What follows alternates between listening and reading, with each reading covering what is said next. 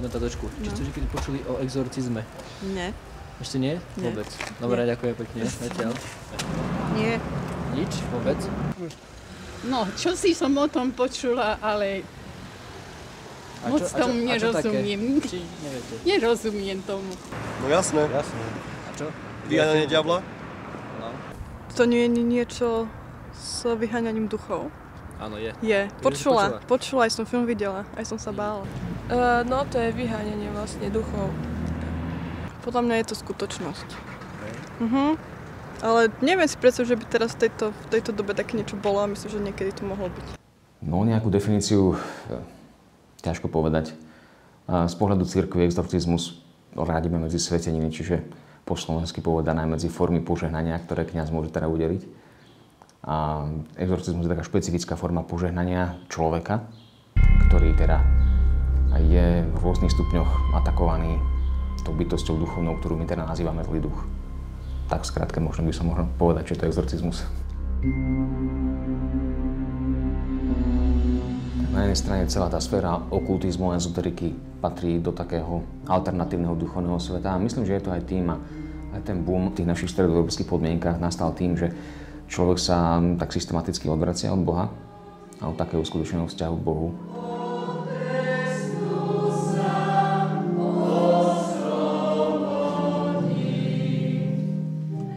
Človek, keď je plný hriechu a ešte potom sa venuje aj vešteniu, kartám, vyvolávaniu anielov, tak vlastne tak k tomu prišlo, že som nebola posvedzujúcej milosti Božej a keď som vyvolala aniela, ktorý sa volal Michal Archaniel, tak prišiel nejaký iný aniel z opačnej strany. Takže som vedela okamžite, že to nie je nič dobré.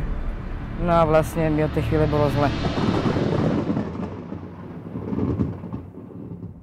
Tam sa nedá presne povedať, že čo už je duchovno a čo je duševno a čo je to duša. Hej. Keby som sa vás pýtal, čo mi poviete. Hej. A keby ste sa spýtal hlavného odborníka psychiatrie na Slovensku, čo je to duša, tak na vás zostane hľadieť. Čiže toto, veľmi dôležité je to chápať tak komplexne, v tej rovine, že tam presné hranice zase nie sú.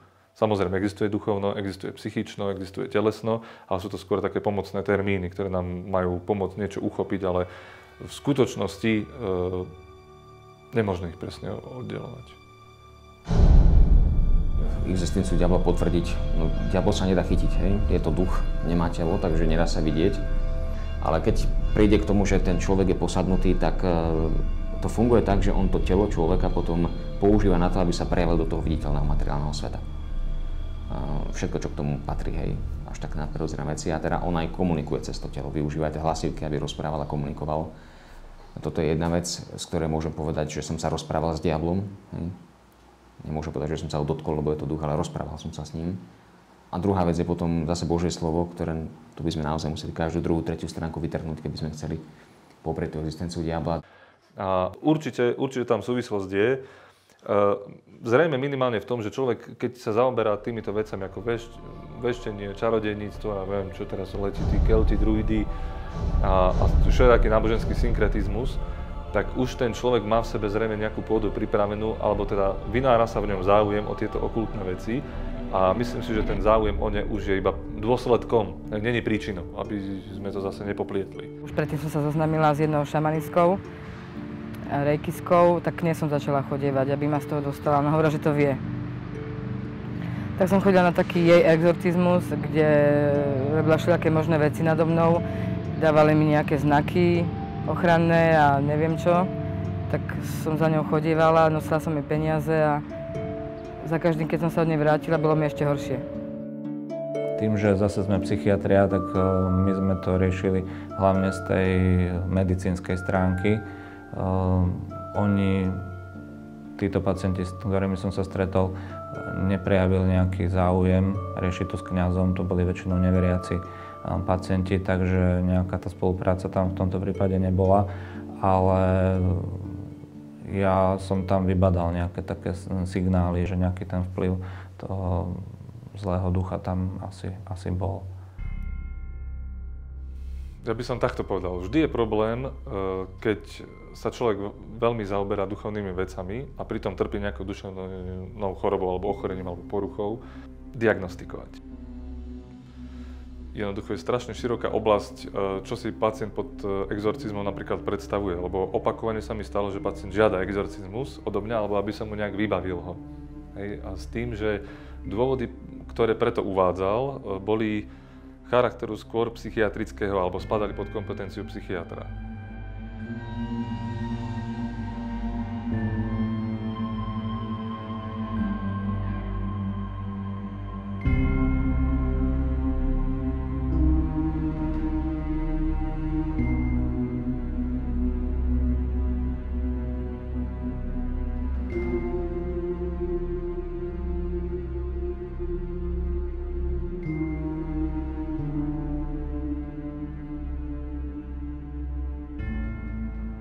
Naozaj jediné, čo máme a akú autoritu máme, to je meno Ježiš, že v mene Ježiš vyháňame zlých duchov a tou mocou, ktorú Ježiš zveril apoštolom a apoštoli odovzdávajú ďalej túto moc.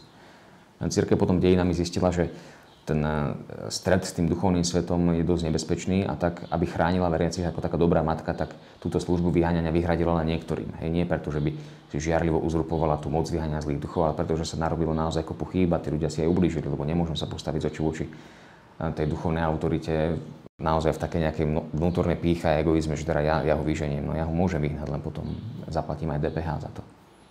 Ak tam nie je poslušnosť a pokora. A my naozaj sami od seba nemáme nejakú autoritu zlomiť moc diabla alebo tých zlých duchov či démonov, pretože ich je viacej, to není jeden diabol. Ja v Zjavení apoštola načítam, že ich sú tisícov, ktorí sa odtrhli od Boha alebo postavili sa proti nemu v takej vzbure.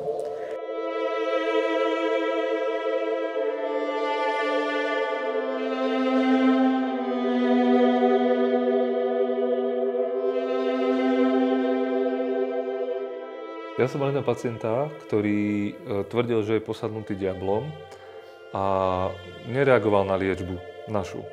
Mal všetky možné antipsychotika skúšané, no nie všetky možné, ale tak bola tam istá kombinácia opakovane menená. Mal elektrokonvulzívnu liečbu, čo sa volá ľudovo elektrošoky a tá jeho úprava stavu bola veľmi neuspokojivá, tak poviem.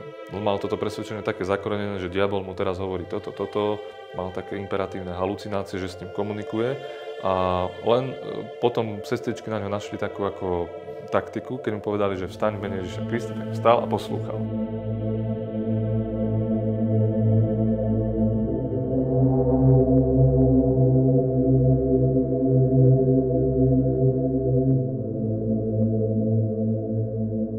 Tak je to aj také mystérium, také tajomstvo neprávosti a v tom duchovnom svete zase neplatia nejaké také matematické pravidlá, že by sme to vedeli namerať a zistiť z toho nejakú príčinnosť a účinnosť, ako to presne funguje.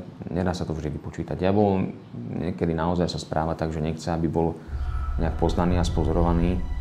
A jemu nejde o to sa prezentovať ako osobe, ide mu naozaj o to zašliepať do zeme tú dôstojnosť človeka, ktorú máme. Človek, ktorý naozaj sa bojí, prenikne o ten strach, zvlášť teda týka sa to kresťanov, ktorí sa snažia žiť svoju vieru. Týchto sa snaží diabol zastrašiť aj tak viditeľnejšie. Poslednú to je ten najposlednejší stupeň jeho vplyvu. Vtedy sa používa teda exorcizmus, tá modlitba oficiálna modlitba cirkvi. Čo som ja mal exorcizmy, tak jednoducho, čo už teda boli ukončené, pretože to je tiež určitý proces, to nejde jednorazovo, tak boli úspešné všetky.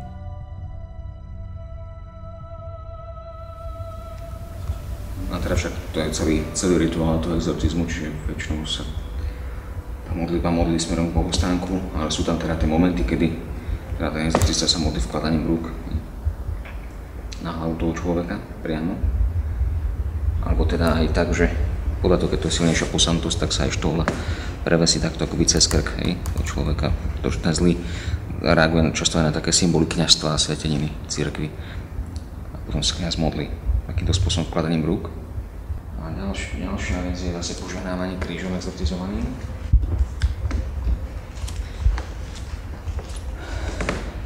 Keď vlastne pretvárou toho postihnutého človeka, zvlášť keď sú silnejšie posadnutosti, tak ten človek je úplne mimo vedomia a telo používa ten zlý, tak sa požehnáva tým krížom a ten kríž sa aj kladie na hlavu toho človeka alebo v blízkosti zmyslov, keďže ten zlý je citlivý na zmysly. Keď sa rozprávam aj s exorcistami, tak nemám zatiaľ informácie, že by ten exorcizmus nebol úspešný. Jedine v prípade človeka, ktorý jednoducho sám nechce sa oslobodiť. To je samozrejme na jeho slobodnej vôli. Boh rešpektuje tú jeho slobodnú vôľu, ja tiež musím rešpektovať jeho slobodnú vôľu. Mal som prípad ženy, ktorá teda vyslovene tam bola veľmi silná prítomnosť zlého. Ona sama sa nechcela tých vecí zrieknúť, pretože jej to prinášalo aj isté výhody. Takže exorcizmus nad takouto ženou by nemal zmysel, pretože ona nechcela. Tak všeobecne pri psychických ochoreniach alebo poruchách je dôležitá spolupráca pacienta. Pokiaľ pacient nespolupracuje, pokiaľ nedôveruje svojmu lekárovi a dajme tomu neužíva lieky alebo nedodržuje nejaké rady, ktoré dostane od svojho lekára, tak tá liečba nie je úspešná. Čiže tá spolupráca s pacientom je dôležitá. Všetko, čo človeka obklopuje, má na neho vplyv. Absolútne všetko, to, čo som hovoril, všetko so všetkým súvisí.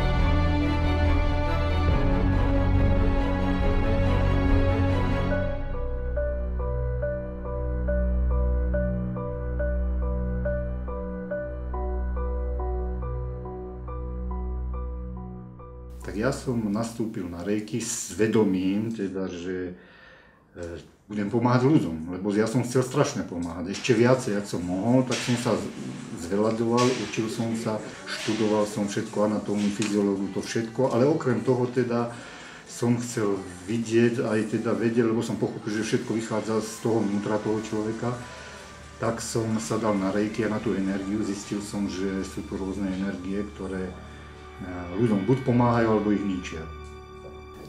Veľa ľudí sa nad tým zamýšľa, teda smeje sa, aké zákony sú tu Božie zákony, ale tie Božie zákony majú svoj zmysel, ako sú zákony pozemské, teda ako náhle poruším nejaký zákon, ktorý je daný štátom alebo niečím podobným, musím zatrpieť, musím si ho odskákať. A takisto, ako náhle ja budem porušovať Božie zákony, Božie prikázania, ktoré sú tu, tak za ne si musím aj nezodpovednosť. Ak ide čisto o psychiatrickú chorobu, psychiatrickú poruchu, tam exorcizmus nemá miesto. Ak ide o posadnutosť alebo o obťažovanie zlým duchom, tak tam zase nemá význam liečiť psychiatrickými prostriedkami, ani liekmi alebo psychoterapiou. Tam je ten exorcizmus na mieste.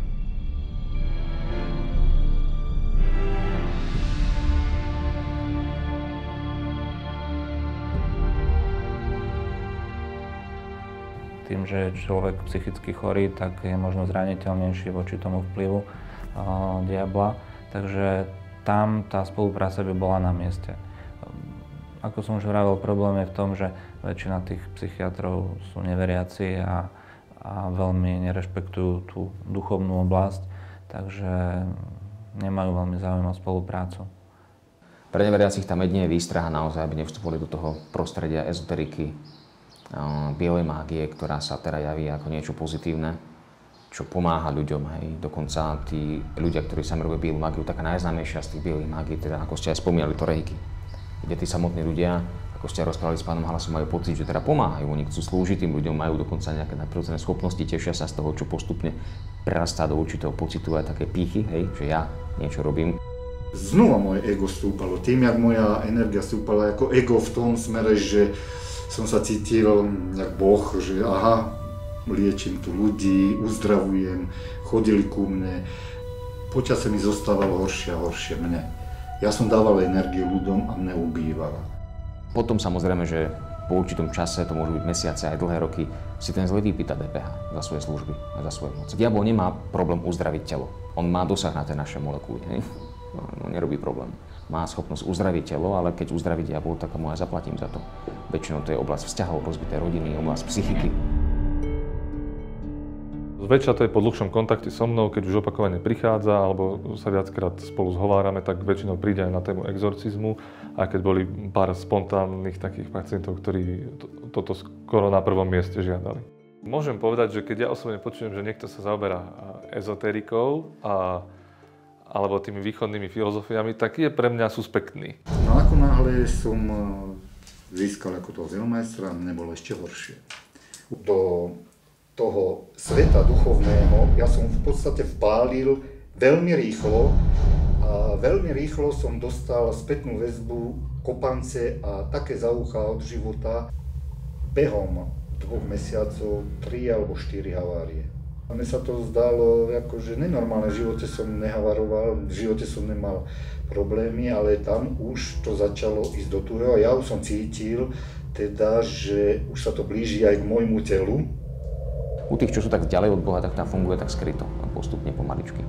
Ale u kresťanov, ktorí sú tak bližšie k Bohu, tí nie sú nejak uchránení útokov diabla a tam je troška taký demonstratívnejší. Práve preto, aby ich zastrašil. Lebo keď ja sa nechám preniknúť strachom, tak v tom momente strácam dôveru, že Boh je so mnou. V tom momente strácam dôveru a tú istotu v Bohu. A ako náhle to strácam, tak jednoducho ten zlý ma má, hej, stane sa človek plný strachu, úzkosti, zviazaný vnútorne. Takže to je veľká výhra. Používaj nadprirodzené veci, aby zastrašil. Vidíme to teda aj u svätcov, svätý Ján Mária Vianney, kde vyslovene tam bolo evidentné zastrašovanie cez vonkajšie také nadprirodzené úkazy, svätý Páter Pio. Stáva sa to občas aj teda pri exorcizmoch, že sú také nadprirodzené veci, ktorými sa snaží vyslovene zastrašiť.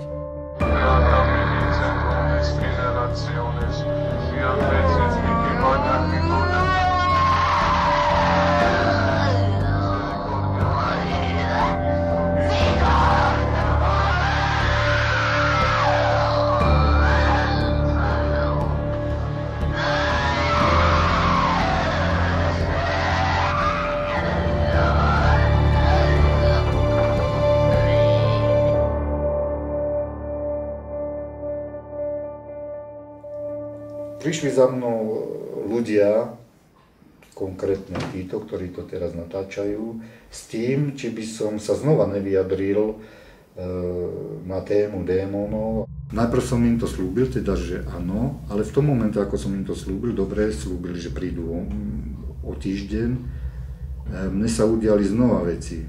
Démon zapracoval, rozbil mi čeľusť svojím spôsobom, aby som nemohol rozprávať, ostal som opuchnutý, museli mi vytrhať určitú časť chrupu, len pochopil som, že to je preto, že nemôžem vystúpiť pred tou kamerou, lebo démon si to neželá, tak ma svojím spôsobom zastrašil. Strach bol. Už som nevedel, fakt som nevedel, čo mám robiť, tak som vošiel do kostola. Už som nevedel, ja som myslel, že už sa zbláznim, už mi aj začalo z toho pomaly, keď nie, tak mi začne šíbať to, že sa zbláznim z tých vecí, ktoré sa mi diali. Lebo tie tlaky, v noci som nespával, jednoducho. Ten démon tlačil tak, že nedovolili mi spať. A vtedy som pochopil ľudí, čo vyskakujú z okna, že ľudia ich odsudzujú, že prečo, že sa chcel zbaviť nejakých svojich stresov, povinností tým, že ukončí svoj život. Ale to sú veci, ktoré pôsobia tak na mozog, že tam nie je východisko. Takže vtedy som pochopil ľudí, ktorí vyskakujú z okna, že ten démon vlastne tlačí toho človeka, tlačí ho doslova vysko z toho okna, lebo podstata práce démona je v tom zničiť človeka. Je to aj taká úvaha nad tým, že ako vysoko si Boh musí ceniť našu slobodu, keď nám mu nezoberie ani vtedy, keď konáme zvrátené veci a ubližujeme druhým ľuďom. A takisto aj tej duchovnej bytosti, respektíve tým duchovným bytostiam, ktorých teda nazývame zlí duchovia, hoci sa postavili proti Bohu, on im tú slobodnú vôľu nezobral. A teda môžu slobodne škodiť, i keď Božie slovo nám hovorí, že Boh im dáva určitú hranicu, pokiaľ môžu škodiť. Ale človek, keď si slobodne zvolí túto cestu, alebo vstúpi na to územie toho zlá cez rôzne formy okultizmu a mágie, no tak ten zlý získa právo mu škodiť. Keď dal raz Boh človekovi slobodnú vôľu a človek sa rozhodne konať hlúposti, no tak Boh nezaskočí mu do cesty a nebude mu v tom brániť. Vidíme to v dejinách celého sveta, že človek bol schopný konať zverstva a Boh mu v tom nezabránil. Človek sa rozhodol, chcel a urobil.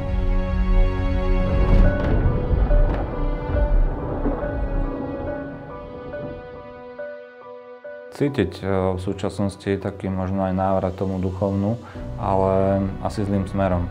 Že skôr k tým východným, orientálnym náboženstvám, islám a podobne, alebo potom okultizmus, mágia a podobne, že to sú všetko také prejavy hľadania toho duchovna. Akurát, že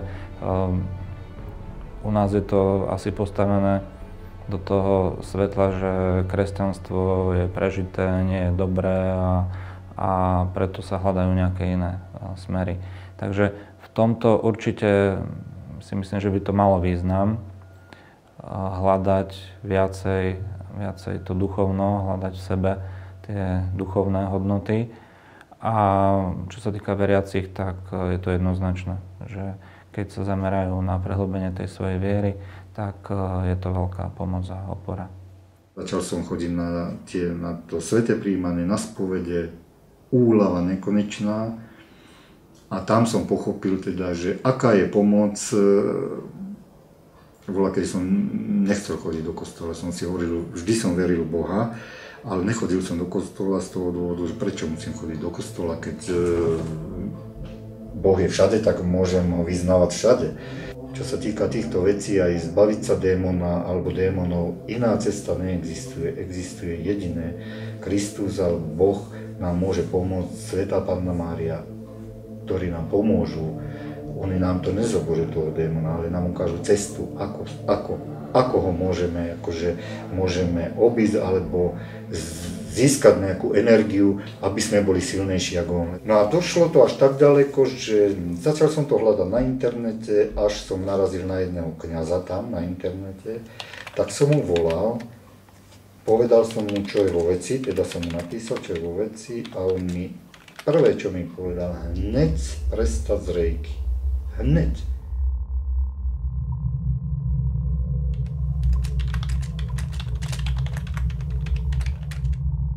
Ale ja som sa smial, prečo?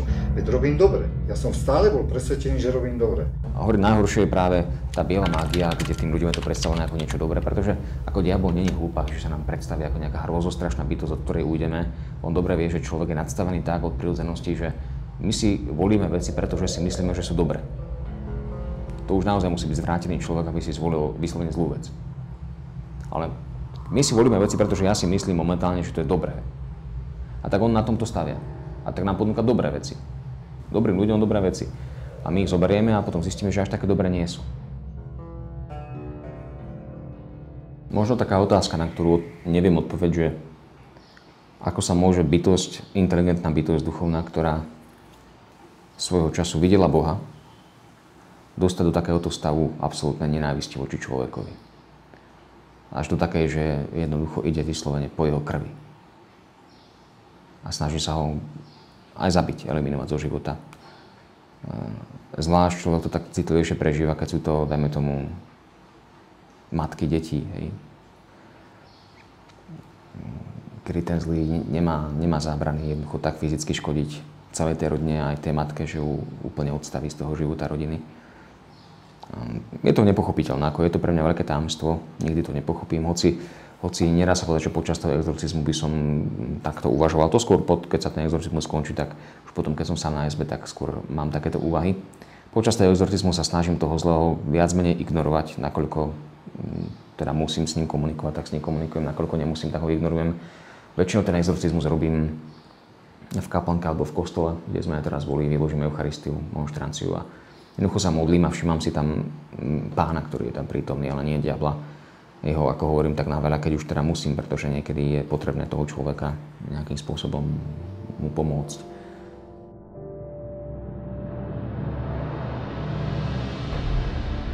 Starostlivosť o dušu je pre človeka absolútnou prioritou. Absolútnou. Určite, nech už to je chápané z viacerých strán a nejak komplexne, ale je to absolútnou prioritou. Na to, aby človek dokázal vytvárať kvalitné vzťahy, žiť zodpovedný život, zmysluplný, myslím si, že mnohým duševným chorobám by sa predišlo, keby toto bolo na prvom mieste.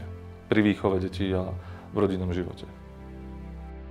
Tak keby sa tá duchovnosť dostala viacej do povedomia, tak určite myslím si, že by to bolo dobré aj vhodné, lebo sú to síce dve rôzne oblasti, ale u človeka je to späté. Duchovnosť vplýva na psychiku a zase psychika vplýva na nejakú hĺbku toho duchovného života človeka, takže určite pre toho jednotlivca, či už psychiatrického pacienta alebo možno pacienta s vplyvom diabla, tak by to bolo užitočné. Takže keď sme boli naposledy spolu a robil som to robili sme rozhovor ohľadom tých démonov, tak zase zaujímavá ďalšia vec. Vtedy prvýkrát sa mi stalo, teda keď som vypovedal v tej jednej relácii, tak sa mi stalo teda, že mi odišli čelustie, mal som resekcie, no a teraz keď som to robil s vami, vy ste odišli, zlomený nos, dooškieraný celú tvár, narazená noha, to znamená, nemohol som chodiť, ale zase na druhej strane môžem byť veľmi rád, že som dopadol tak, jak som dopadol, teda, že to len dopadlo s tým zlomeným nosom, lebo sa dejú aj horšie veci. A z toho vidieť teda, že mám aj nejakú ochránku pri sebe, podobne tých anielov.